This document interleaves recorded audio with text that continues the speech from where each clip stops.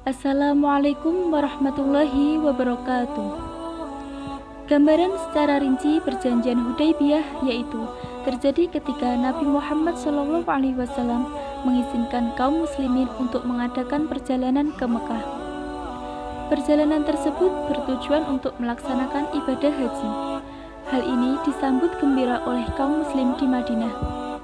Kira-kira sebanyak 1.000 orang mulai berangkat menuju Mekah pada tahun 6 Hijriah atau 628 Masehi. Demi menghilangkan prasangka buruk kaum Quraisy Mekah, maka Nabi melarang kaum muslimin untuk membawa senjata, kecuali binatang kurban dan pedang untuk memotong binatang. Selain itu, kaum muslimin hanya diperbolehkan memakai pakaian ihram. Berita mengenai perjalanan Nabi Muhammad SAW dan kaum muslimin untuk menunaikan ibadah umroh maupun haji akhirnya sampai ke telinga masyarakat Quraisy. Untuk menghalangi Nabi dan pengikutnya masuk ke Mekah, kaum Quraisy mulai menyiapkan pasukan sekitar 200 orang yang dipimpin oleh Panglima Khalid ibnu Walid. Nabi Muhammad SAW berupaya mencari jalan lain untuk menghindari agar tidak bertemu dengan kaum Quraisy. Satu-satunya jalan yang dapat ditempuh adalah berkeliling dengan mengitari pegunungan. Sedangkan untuk mengitari jalan baru tersebut amatlah sukar. Setelah menempuh perjalanan yang amat melelahkan, akhirnya rombongan tersebut sampai di suatu daerah bernama Al-Hudaybiyah. Nabi Muhammad SAW mengambil langkah positif dengan mengutus Utsman bin Affan kepada pemuka kaum Quraisy.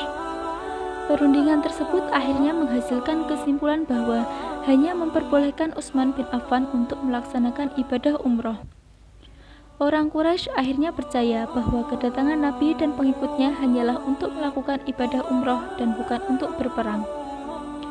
Pihak Quraisy pun akhirnya mengirim utusannya untuk melaksanakan perundingan guna menghindari kesalahpahaman. Orang Quraisy diwakili oleh Suhail ibnu Umar dan kaum muslimin diwakili oleh Nabi Muhammad SAW sendiri ditemani Ali bin Abi Thalib melakukan pertemuan yang bertujuan untuk mencapai titik kompromi. Pertemuan tersebut menghasilkan sebuah perjanjian yang dinamakan Perjanjian Hudaybiyah. Adapun isi perjanjian Hudaybiyah intinya sebagai berikut.